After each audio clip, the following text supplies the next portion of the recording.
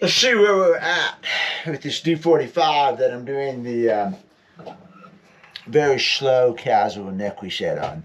So if you just jumped into this video, this D-45 is a D-45 1942 authentic. Man, it's vibrating when I talk.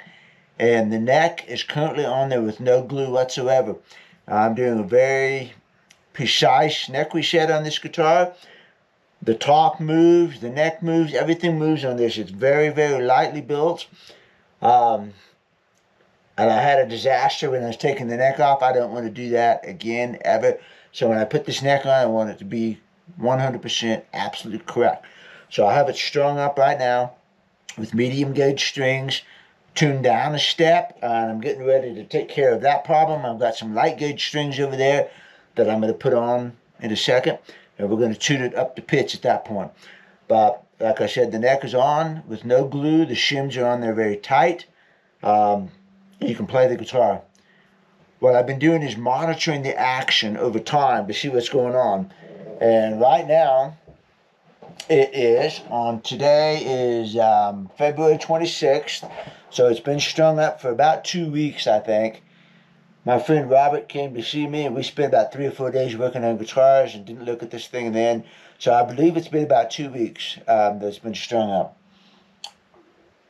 I can tell by the date of the other video. So anyway, whatever. We're going to take a look at the action today. The first thing I want to do is hold it up to the light and see if there's an air gap underneath the heel. So is the heel still on there tight? And I have a backlight up here, so the backlight is essential for this. And I look at it.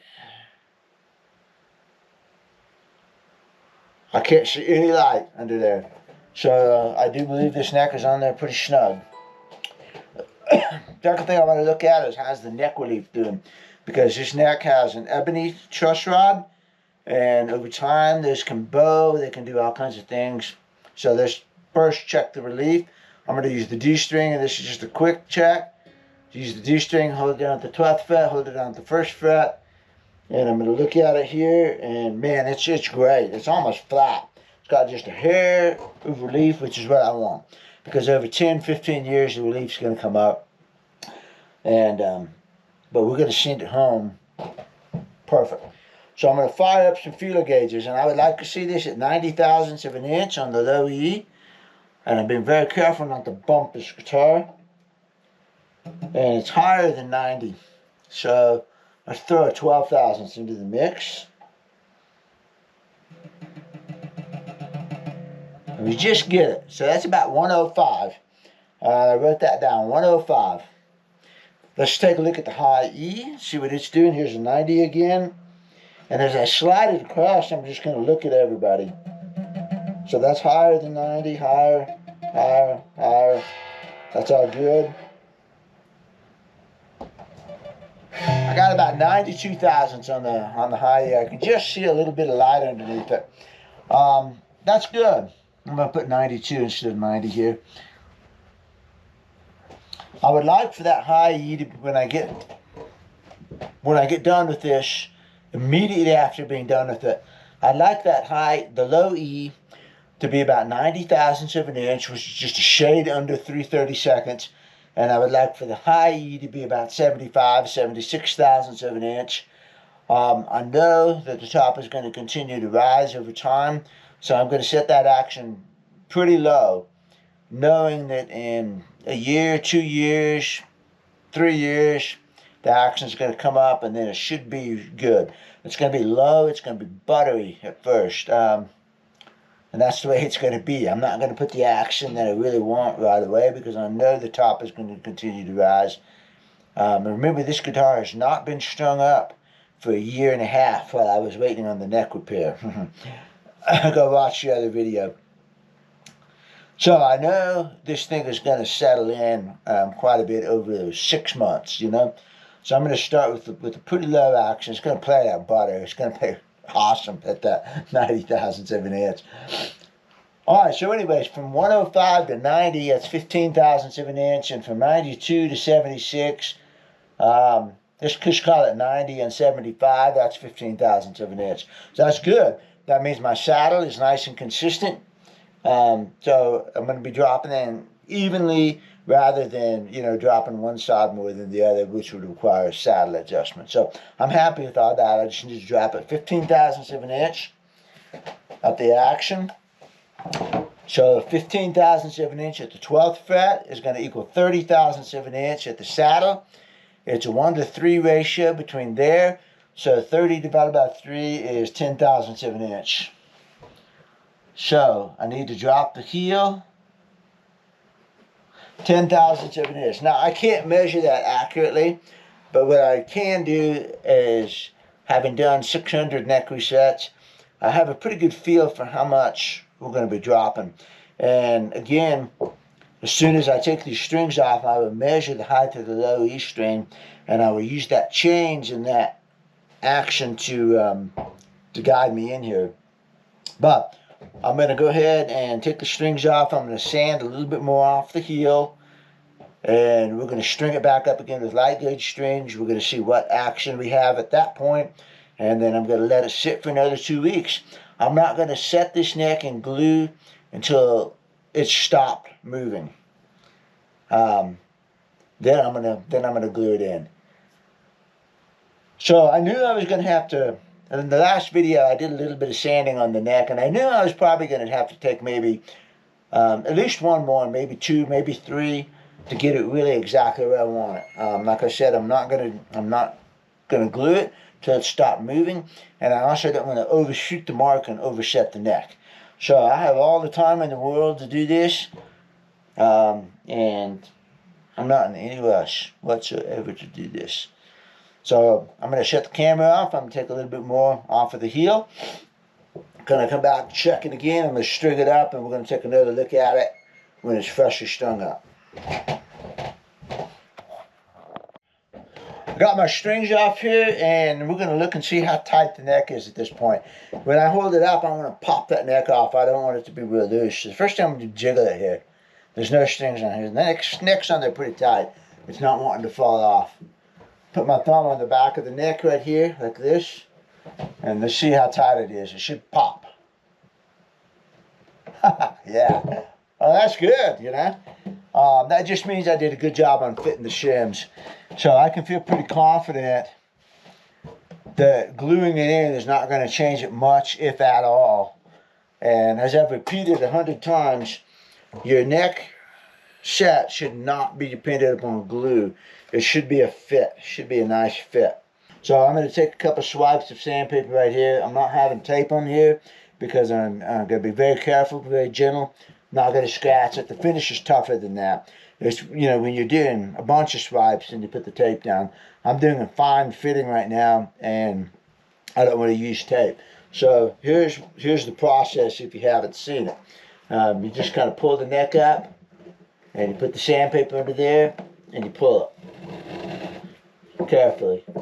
And you try to pull it straight off. Don't lift it. Don't pull it down. If you pull it down, you'll scratch up the bottom down here. And if you lift it up, you'll make the heel curve. So you don't want to do that. You just want to pull it straight up. I don't like this guitar this high. It needs to go over here on this bench. So we're going to shut the camera off, and we're going to go over here and work on this guitar. I'm not going to make a mistake on this guitar for the sake of the video. So you're going to have to trust me on this. I've got the two E's on here right now. A little bit of tension, and I am going to measure it now.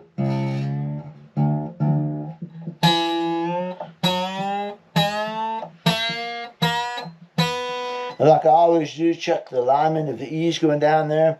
I took about six passes with the sandpaper. Experience tells me that should be about 6 thousandths of an inch, more or less. Let's just see what we have here.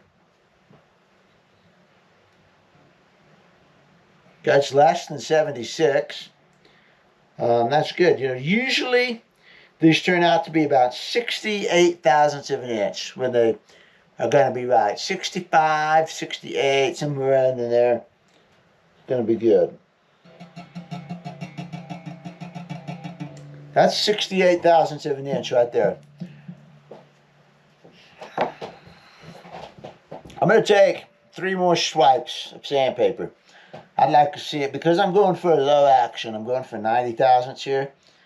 I think this is going to end up being a little bit closer to maybe 64 thousandths of an inch when I first string it up. So here's 66.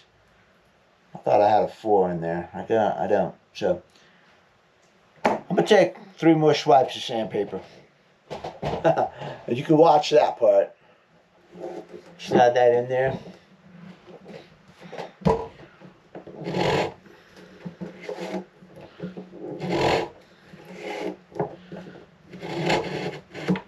It'll be fun to see how much it changes. So it was right about 68, maybe 70 thousandths, because I had a little bit of a gap right there. 2, 3, and then down the middle.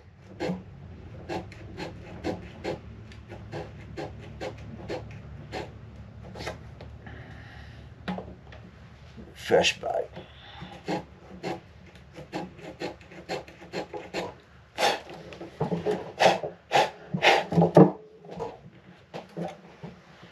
Clamp.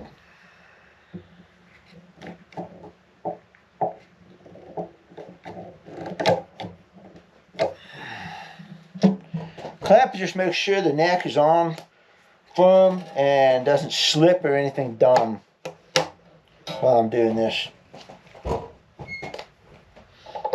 I've not had to redo the shim yet. This is still the same shim. It should theoretically be getting a little bit loose, and it may. So I'm going to check it before I get too excited about anything here. Bring it up. So I expect to have to put a little bit more shim in there. Yeah, see, it's given. So I've got to work on the shim.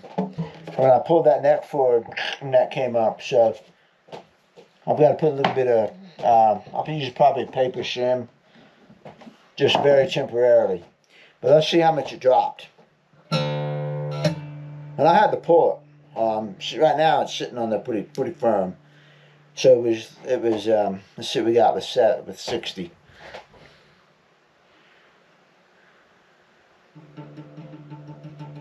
Yeah, that's 62.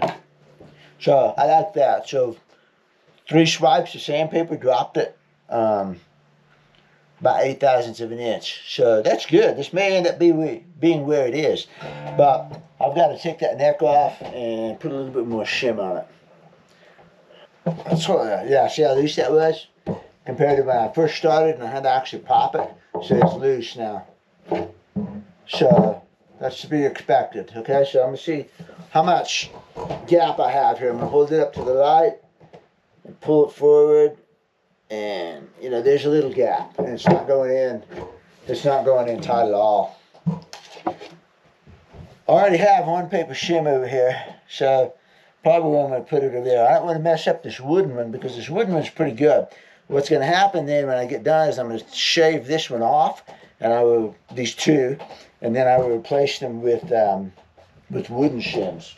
Just a little smear. I just want to keep it in place and not have it sliding around on me. Glue Boost accelerator, which can eat finish if I use a lot of it. I'm not taking any chances. I'm shielding this with my finger. Shoot a little shot on there. And then we're going to take our piece of paper, rub it on there, and it sticks pretty well instantly. I know that's going to be too thick and we're going to end up sanding it, but let's see how it looks. Not bad. Not bad. Which just tells me that I definitely need to shim it again.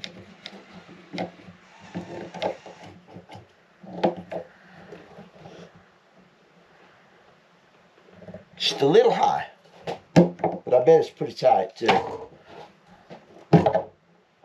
Could be a little bit tighter. So I'm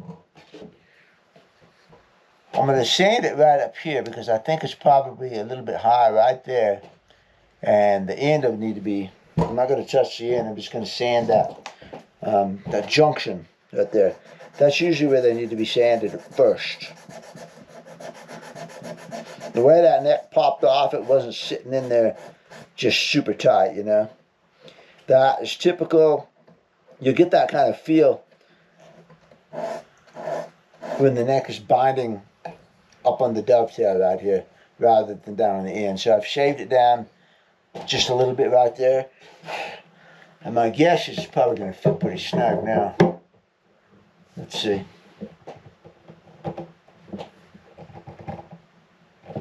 Still giving just a little bit. What if we clamp it?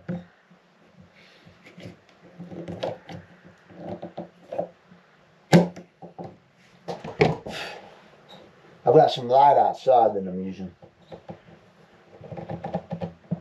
That's pretty tight. Yeah. Yeah, that's what we want. Pop. Okay. I'm comfortable stringing that up. That's what we're going to do.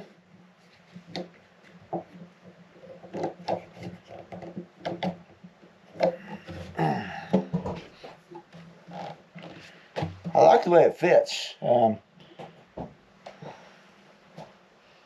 feel pretty comfortable. Oh, it's not already on.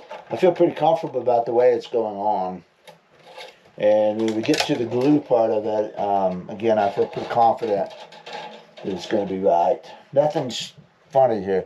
A lot of times the dovetails will wobble on you, and you need to get in there and figure out what's causing it to wobble. Sometimes it's glue, sometimes it's too much wood someplace. All kinds of things. You need to find out why it's wobbling. So in other words, when I sit here and rock this neck, it's pretty secure. I'm moving it this way, and it's just pretty solid. I can move it if I get on it, but I'm still not going to take it to full tension. I'm going to take it to probably be a half a step down, and I don't really have a good reason for that. It's just my gut feeling. So let's see what we look like here. 60 thousandths of an inch. See, and there's a little bit. So 62. So I'm happy with that. Pop that off. And you don't really need to watch me string it up. I'll come back.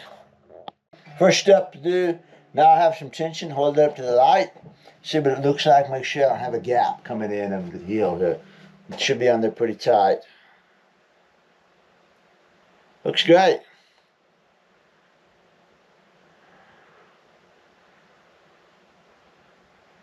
No, I can't get a gap at all. So I feel good about that. All right, so what kind of action we got now on the full tension and everything. 90 thousandths of an inch. Right there. Looks good.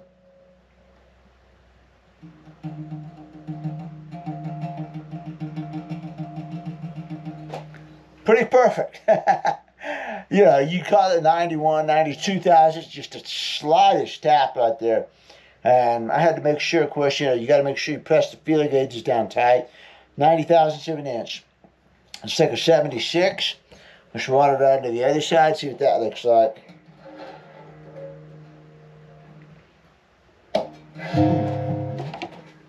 Push down too hard on that neck. 76 did not clear, but that's not a problem. I'm going to make sure that neck didn't shift. I pushed it down too hard on that. And I heard that creak, and I'm sure you did too. So I'm going to go ahead and relax the strings and make sure I got that pressed down. I don't see a gap, but I didn't like that sound. And the neck's not going to come flying off. It's just going to come loose, which I don't want it to do. I want it on there tight. That's good. I don't think it slipped. I think it just creaks. But I didn't like the way that sounded. Okay, I'm going to string it back up again. And we're going to call it good. 90 thousandths of an inch. But still, stupid spatula just stayed up there. One of those days you knock everything over. This morning I went and make my coffee. I make, every morning I have bulletproof coffee. I use a protein drink and coffee and coconut oil.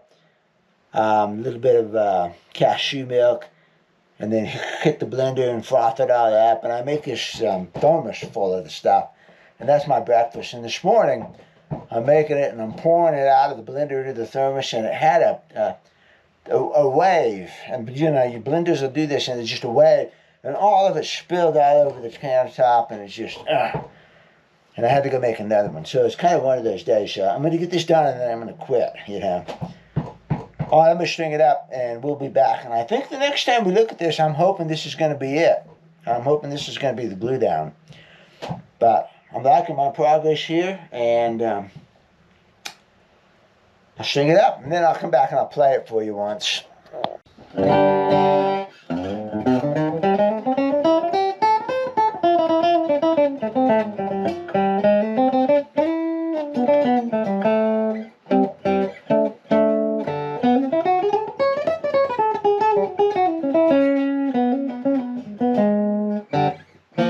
It's not glued down, remember, so, you know, there may be a few things going on up here. And I also have to check the frets, everything, for final frets, but. There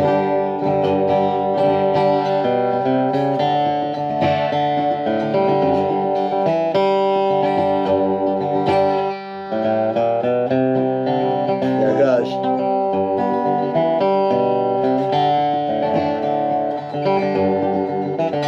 Gosh, it's a nice neck. It's a really nice neck.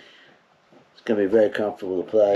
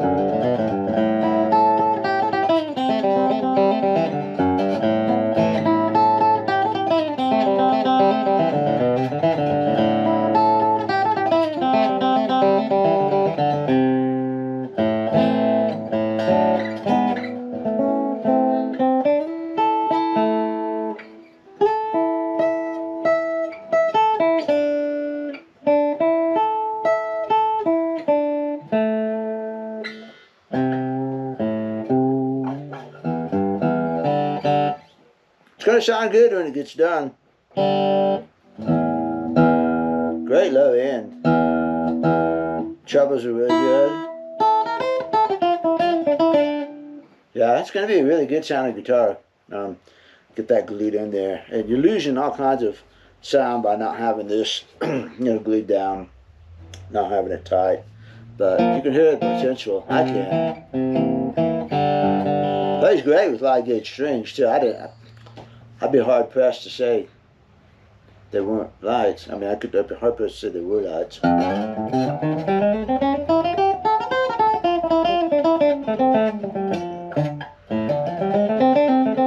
I'm playing delicately because I know it's not glued on, you know.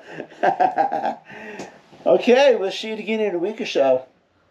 One last check. Yep, no light coming on. I'm confident that neck's on there nice. Fully up to pitch now. Light gauge strings. We'll let it sit. Monitor it till it quits moving. See you later. We're back. Today is March 3rd. I think it's the 3rd. This guitar's been strung up for about a week. I just blew in from Los Alamos just now. I'm eager to get the neck glued in. I played it a couple times this week, and gosh, this is a nice guitar. So let's see. First thing we do, I did this in my room where I held it up to the light, so I know it hasn't shipped to Diddy, but let's just check it, make sure. Now that I got a really good backlight here. It might be just a tiny bit.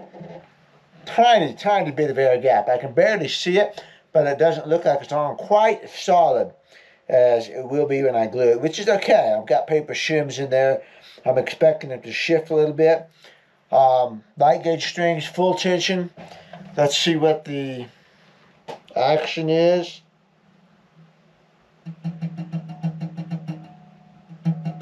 $92 thousandths. I mean, it's just right over 90. I think by the time I get that glued and clamped down, it's going to be good. I don't think I'm going to take any more off of the heel.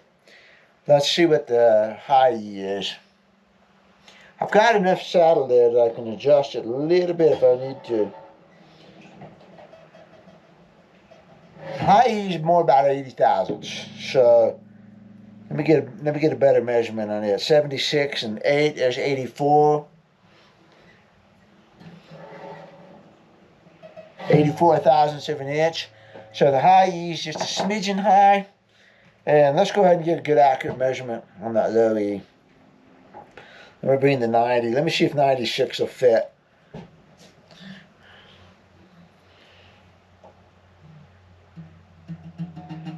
Yeah, 96 fits. So it's probably 98 by the time it actually does that. So let me write that down. So yeah, I'm going to take about 3 swipes before I do the final gluing in. So today would be 3, 25. Golly, I made a mistake on every single letter there. I'm jittery from driving, you know. 3, 25, and the action is 0.98 and 0.84. So when I put it together the first time, it was 90 and 74. So it's risen just about 10 thousandths of an inch in the past week, which is okay. Like I said, I think maybe there's a little bit of air gap under there. This is the first time I've seen it under full tension. I also put some humidity in there. I put the Didario humidipack in there for the past week, so I know the humidity is good. The crack is closed up completely, so you know it might have been just a smidgen bit dry. So I'm not worried at all about that 98, and I am going to take maybe 2 or 3 swipes off of the heel. Yeah, so we have a really nice low action, not too low, but if this action gets down to 85 thousandths of an inch, which is, you know, that's low, I'm not going to worry about that too much because the guitar is going to play so good. And, you know, over time, like I've said 50,000 times on here, over time this action is going to be coming up a little bit. So if I end up with an action that's 85, 86, 87, 88, you know, just a little below 90, 93, I'm going to be happy with that. I'll be all right with that. So I'm going to take these strings off, and we're going to see how good that neck is actually sitting on there. So we'll be back in just a minute. Before I take the strings off, I'm going to mix up some hide glue here. I'm going to use hot hide glue to glue this on. We're going to talk about that as I do it, so I'm going to go ahead and get some going in here. And basically, I'm just put a little bit of this granulated glue in here. I'm going to use a trick when I do this that I will talk about. So, got my glue in there. Technically, I should weigh this and everything, but I've done this enough times that I know what I'm doing. I've got some water that's got little clocks in it, and I don't want that. So what I'm going to do is I'm going to set this in here and let that soak. So I've got a little bit of water inside that hide glue like that, and I'm just going to set that over there and let those granules soak up while I take the strings off. I'm looking forward to getting this guitar strung up and done and playing because it sounds really, really good. And I want to get this neck on and get some videos done with it, you know. This is really, so far, showing promise of being one of my favorite guitars ever. There's something about the sound and the feel of this, and plus the neck is really good, really comfortable. And in spite of being a fancy D-45, it's a very friendly guitar. Let's call it that. It's friendly. Whereas the 36 is not very friendly to me because the neck size is pretty intimidating and the body size is big. But this guitar is very friendly. And the neck's not very snug. It just came off, see? So we're going to tighten that up. I definitely think it was not as tight as it could have been. So I'm going to be very cautious about taking extra material. Just maybe 1 or 2 swipes. Next thing I'm going to do is get rid of the paper shims. And we're going to go over here to this. And I'm going to use this to hold it. I'm going to quit trying to balance it on the bench while I do this. You know, like I said, there's a lot of things that I do if I wasn't filming that I would do. The camera is definitely in the way a lot of times. Now what I'm doing is getting rid of the old glue that was on here because there's a little bit of super glue that held that shim on. I'm getting rid of that. I'm going to put my finger up here in the neck. You probably can't see and I don't care. The first thing I'm going to do is I'm going to come on over here. And I have not done this yet, but now with the neck loose again, I'm going to push it up in, and I'm going to make sure that this extension, is sitting really, really good on here. I've had some shims in here before, and I haven't been able to get this down. So right now, there's no shims. Well, there's less shim. The neck is loose, and I can see what kind of fit I'm actually going to get right here. And I want to probe that because. See, even with no shims, this gauge is going in here. So there's some kind of glue or something keeping it from going down as far as it should go. And what's happening down here at the very end of the extension is grabbing a little bit. And that's not uncommon because what's happening is the frets are making the extension curve a little bit. So let's see. So that's pretty snug over there. I can't quite push the feeler gauge in there. I'm going to get my clamp out here. I'm going to go ahead and clamp it down a little bit on the extension, not real hard. Just going to put a little pressure on it. Oh, that went down really good. So what it's doing is pushing the very end right here. It's kind of curving down just a little bit because the fret is putting pressure down on it. So when I put some clamp pressure on here, it goes in nicely. And now this does not go in. So that gives me confidence that the extension is going to go on nice and flat and snug, which is what I want, of course. Yeah, that's nice right there. It looks good too. It doesn't look like it's up. So I like the way the neck is fitting. And I'm going to come over here and I'm going to do maybe 3 swipes with a good piece of sandpaper. Now, I want a piece that's not too smooth, or not too aggressive. Yeah, move the GoPro, okay? So I'm on the lower bench now. It's probably, man, it's that much lower than this bench, and it just makes it easier for me to sand, as you can see. So, put the guitar over here, move it around very carefully. Okay, we're going to put the sanding strips in here. Oh yeah, this is so much better. I can just hold it better.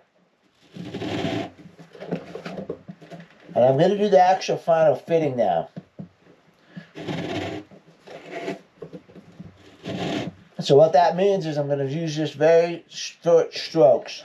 Instead of trying to cut the back of the heel, I'm actually just doing a very short stroke to make the heel fit the body better. And this is it. Okay, now I'm looking at that fit, and this, yeah, right there, I've got to get the heel.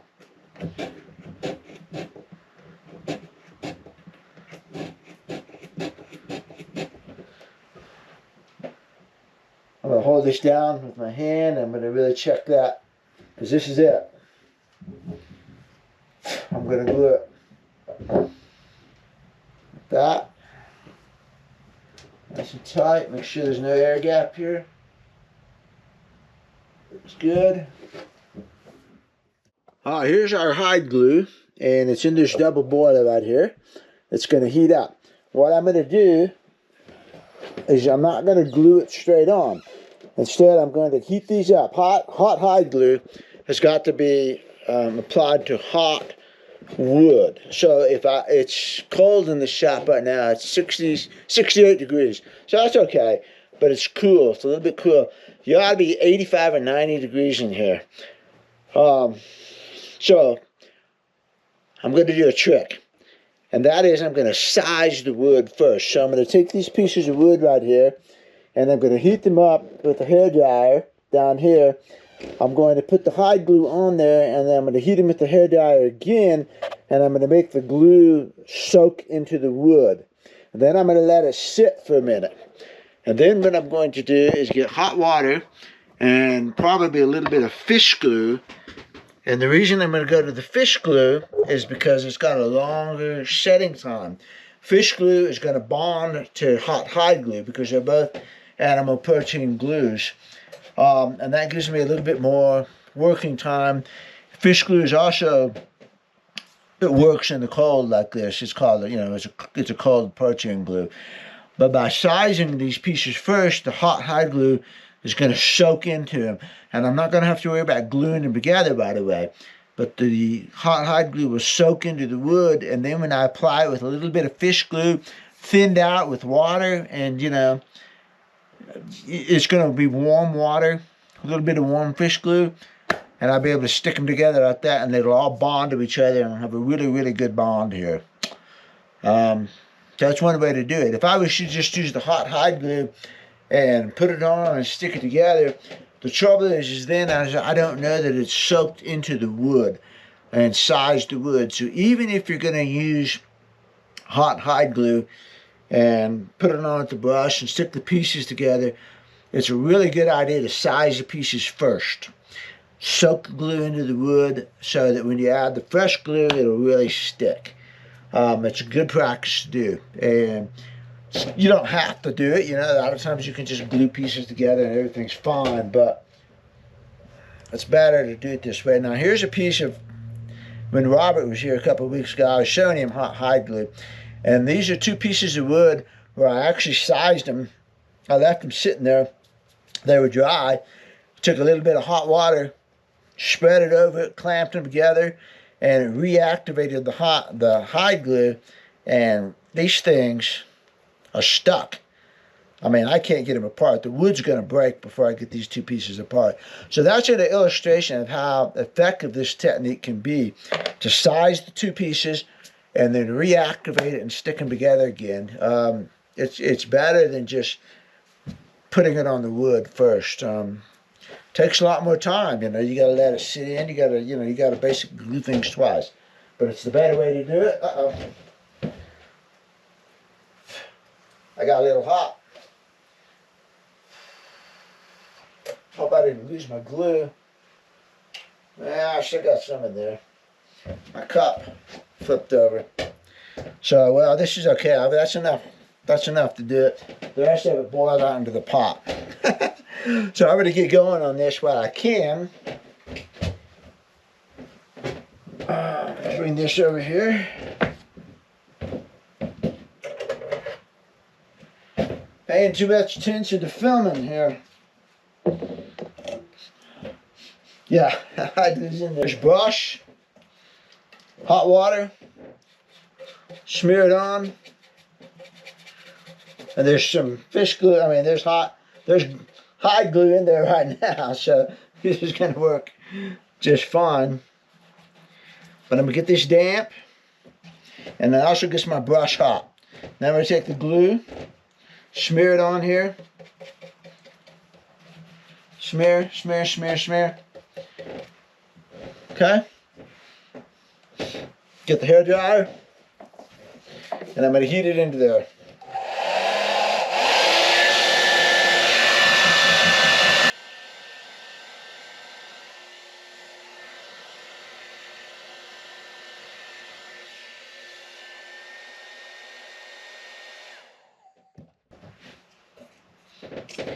This one I'm doing right. I'm heating this one first. The other one I just took advantage of. You can do it either way, but this is a smarter way to do it, is to heat the wood a little bit first, and then you just paint this on there.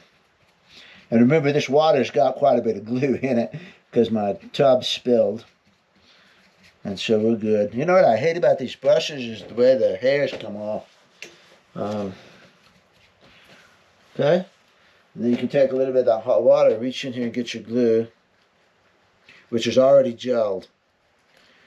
We'll get it re-amalgamated here.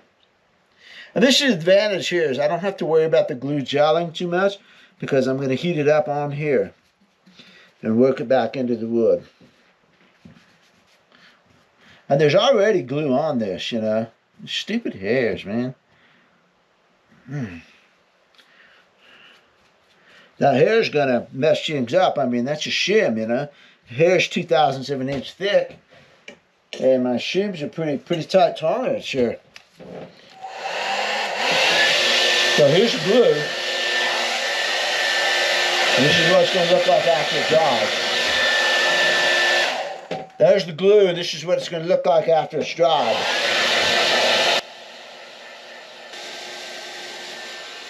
Alright, we're going to finally glue this neck on, and I've got to do this quickly. And you may miss some camera angles, and that's too bad. I've got to get this done. I've got to pay attention to the guitar.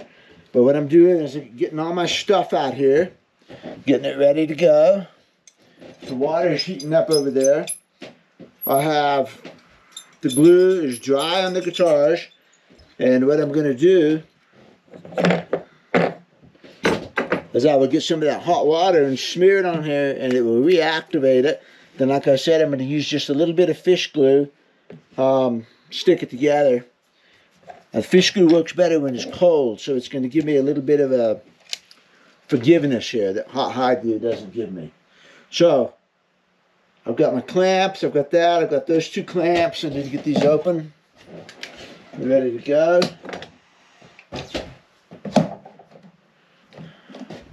Get this one. Clean those off, make sure those are clean. Okay, so those are ready to go, that's ready to go, and that's ready to go. I'm going to make a quick fit here.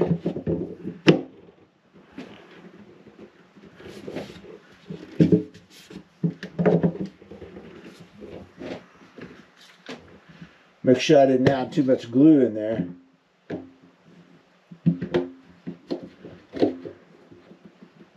Yeah, it's going to go. Oh yeah. That's almost glued right there. The hide glue is pretty aggressive. It's a very high tack, meaning it doesn't slide like Titebond does. Titebond, put it on, it just slides, and hide glue is pretty sticky, you know. All right, let's see. Here we go.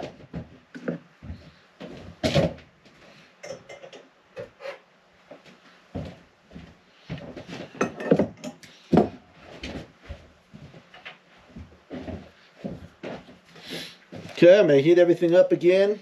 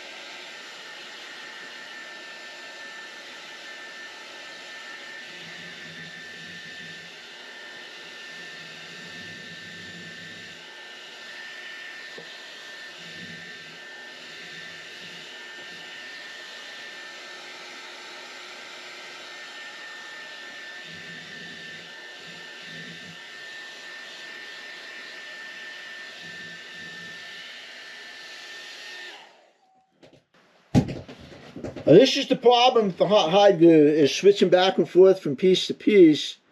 It cools off, so it's hard to keep them both warm. That's why you need a warm room. So just a little bit of fish glue on that warm surface. A little bit of fish glue back in the crevice here. We'll go ahead and do the extension. And it's sticky. I can feel it. Yeah, it's sticky. So it's sticking to the hide glue. And everything's looking good here. Oh, blue towel. Alright, one more heat.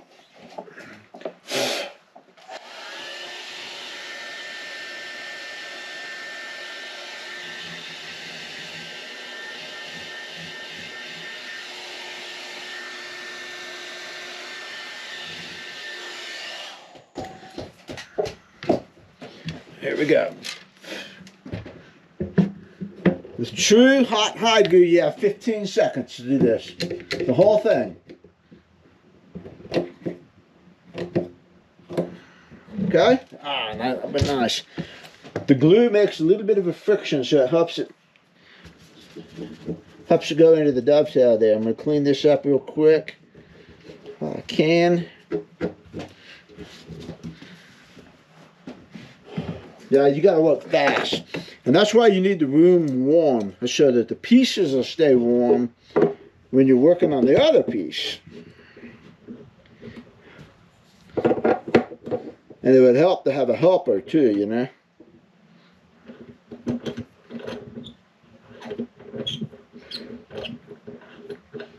Fortunately, the neck joint is pretty forgiving, but if you're working on a bridge or something, it's a pain, man. I'm going to make sure that looks good. I'm going to make sure that seals on there nice and snug. Now it's time for this. And these clamps. And if this is hot hide glue, I'm out of my window already. That's why the joint would have to be really, really warm, so that you would have some leeway. So in other words, 15 seconds passed a long time ago. The joint would already be cooled. And that's why I used fish glue.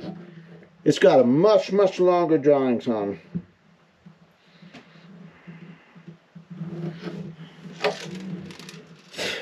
That's good. That's good.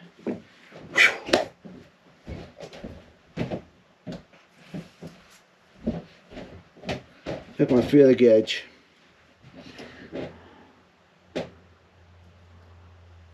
Oh yeah, nice. Yeah. Oh yeah, that's good. Neck went on nice and tight, real snug. No issues there. So I'm going to move the clamp up a little bit closer. It is close. It's up on the neck block. And we're going to clamp it down now.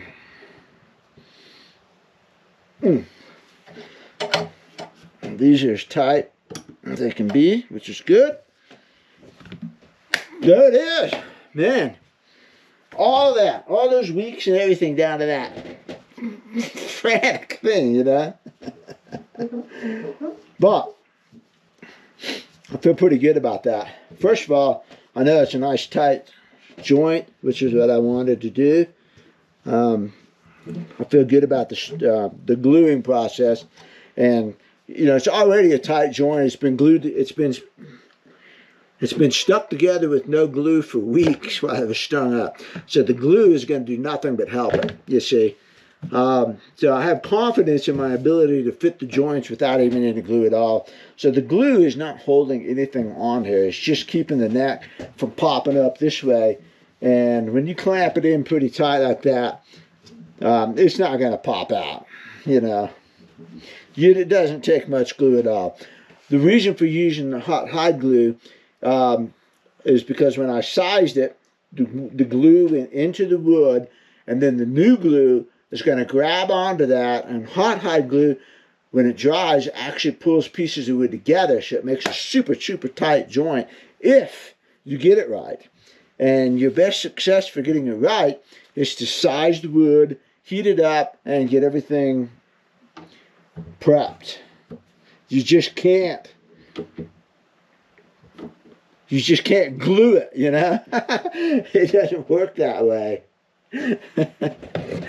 It's not, you know, it's not like Tight Bond. Tight Bond, oh, I just glue it, you know. And the same thing with the fish glue. Fish glue doesn't take that much prep, but to do hot hide glue correctly is pretty much like what I just did. Heat it, size it, reheat it, re-moisturize it, re-glue it, and then it'll be good.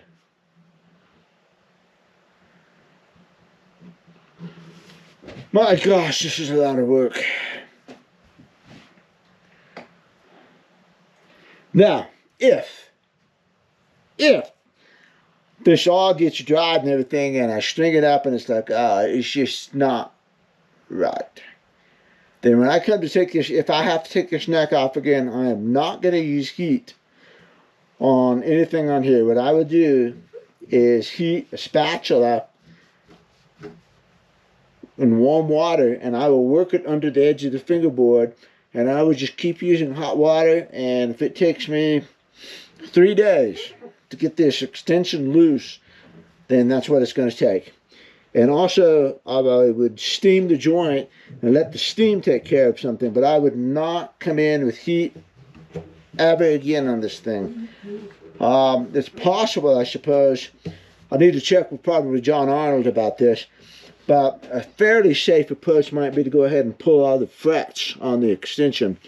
Again, that's just more work, because it was the fret end overhanging that celluloid, and the fret end got hot enough to cause that to burn.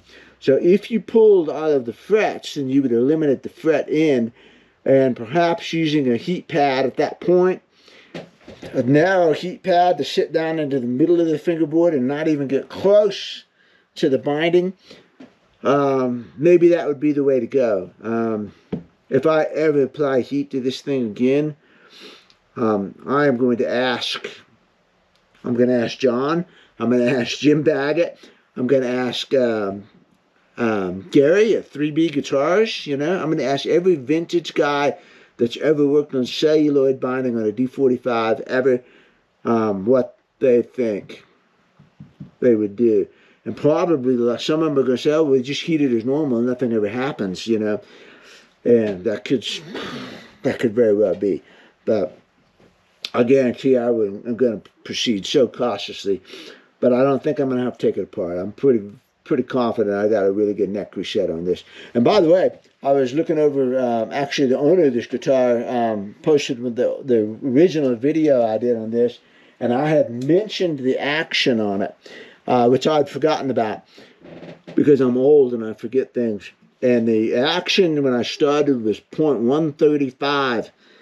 That's higher than I thought it was. I thought it was like 105 or something like that, and I was just trying to get down a little bit. No, 135. And 135 is pretty high. I would want it 95. So you're looking at 40 thousandths of an inch higher than what I would want. That's a lot, you know. So it wasn't a minor neck reset. It was pretty significant neck reset. And what I was trying to do is just not take the saddle down to nothing. So 135 minus, let's just say 95, is 40 thousandths of an inch, times 2 would be 80 thousandths of an inch at the saddle. And I don't have, yeah, I would have had to take the saddle down to nothing. 80,000 divided by 3 is 26 thousandths of an inch off the heel. And when I work on the 70s Martin, I'm usually taking somewhere around 35 thousandths off the heel. So it was a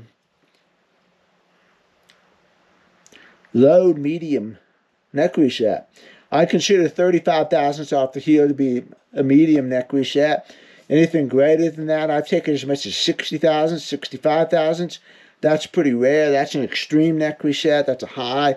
And I've taken as little as 10 thousandths, 15 thousandths off before. And that's a low neck reset.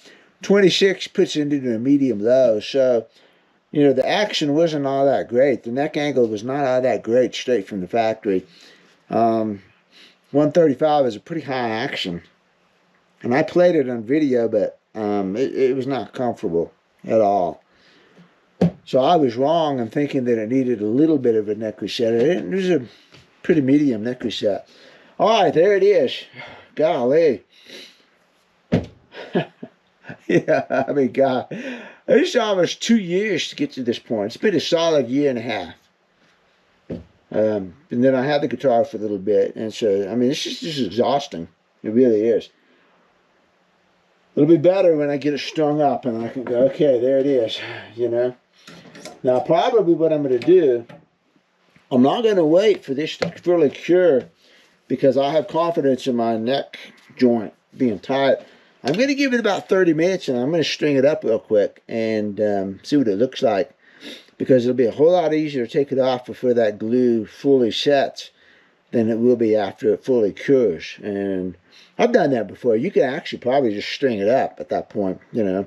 That hide glue is pretty aggressive, especially mixed in with a little bit of fish glue like that. It's cures faster than you think. Now, it'll take it 2 or 3 days to fully crystallize and get hard and fully cure, but it's not going to move in the meantime.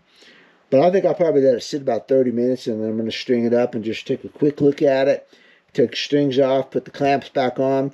And there's also some value in re-clamping. You guys that work with wood, you know what I'm talking about. Is when you re-clamp, you relax the clamps, and sometimes the wood will shift just a little, and then you re-clamp it again, and you can get a tighter fit that way. So there's nothing wrong with doing that. So that's what I'm going to do. I'm going to shut the camera off. I'm going to give it about 30 minutes. I'm going to crawl under the workbench here. No, it's not that bad, but it is a massive stress relief. It's like, you know, it's exhausting. It absolutely is. It'll be nice to get it done though and be able to play the guitar. So I'll be back in about 30 minutes. We'll take the clamps off and take a quick string up and see what we got. Here we go. Not really a moment of truth. It's more like about 5 minutes of truth. Let's see what we get. I need a sandbag. A couple sandbags. And I'm going to go ahead and use the real pins. The pins that are supposed to be in here. Been so long since I've seen this guitar, I don't know that it was ever, that I ever checked it out, you know. But, alright, so here's a bridge pin. I've done videos on doing bridge pins, but this is a classic example of it. Take the string out and the pin should drop in there, and it should sit on the collar, which it does. So when I put the string in there, it doesn't want to quite sit on the collar, so the hole is a little tight. I need to open up that slot right there.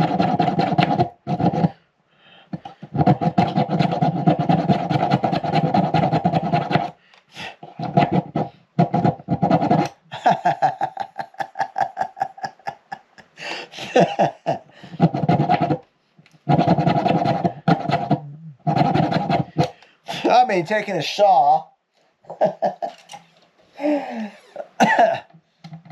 to a D-45 1942 authentic, but there we go.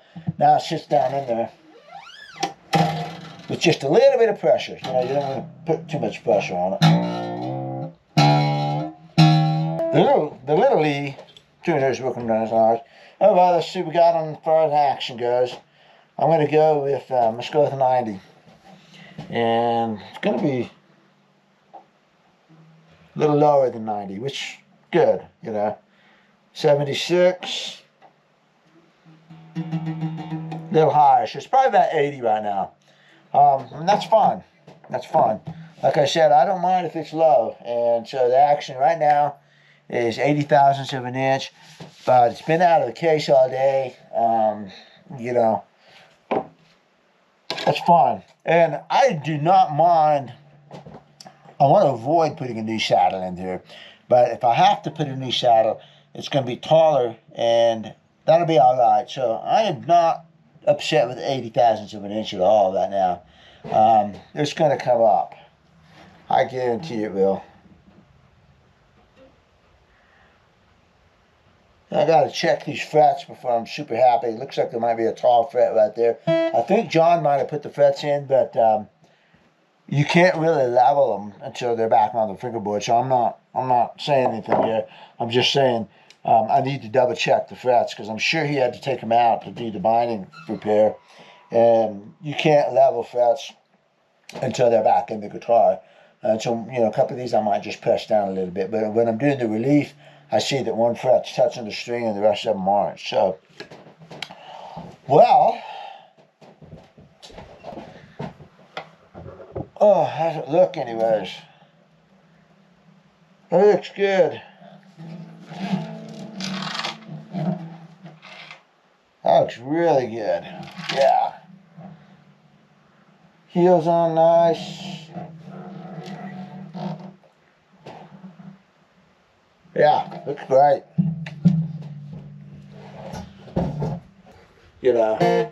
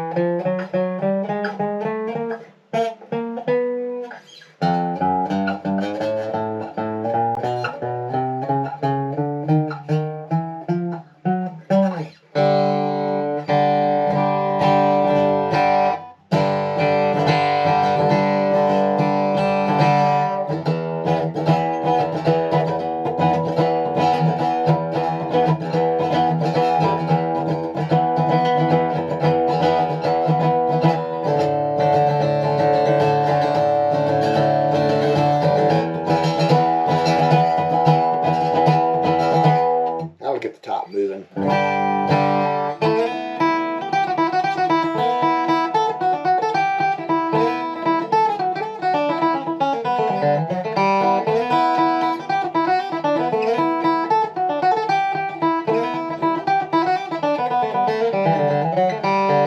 God, it's just absolute butter. Man, I mean, that action is low. It is just effortless. Effortless. I don't think it's too low. Gosh, it's good to finally be able to play this thing.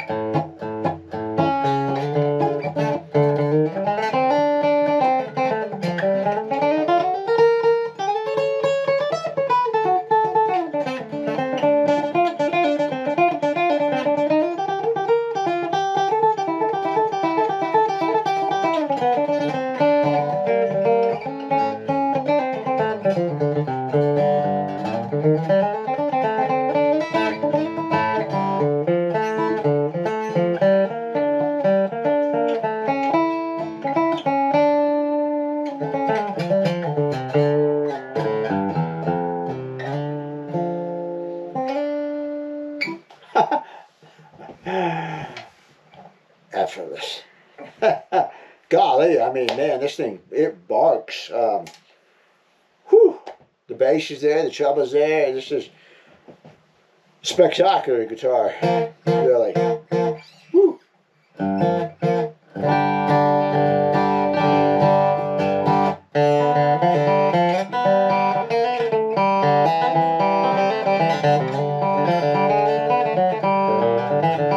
I'm surprised at how hard I can actually play it with these light gauge strings and the super low action, and it feels, it doesn't feel floppy. It's not loose and floppy, and it's, you know, it feels good. It's resisting me just the right amount. So.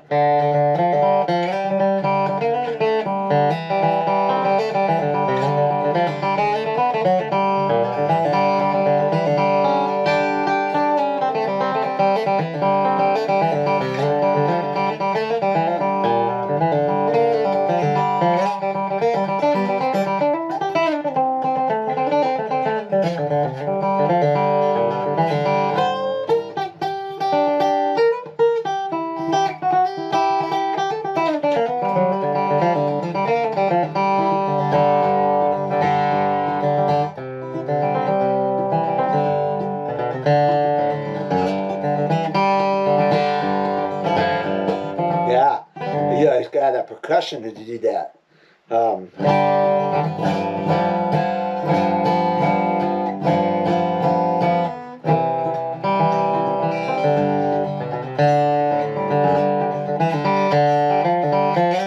mean, I'm punching that.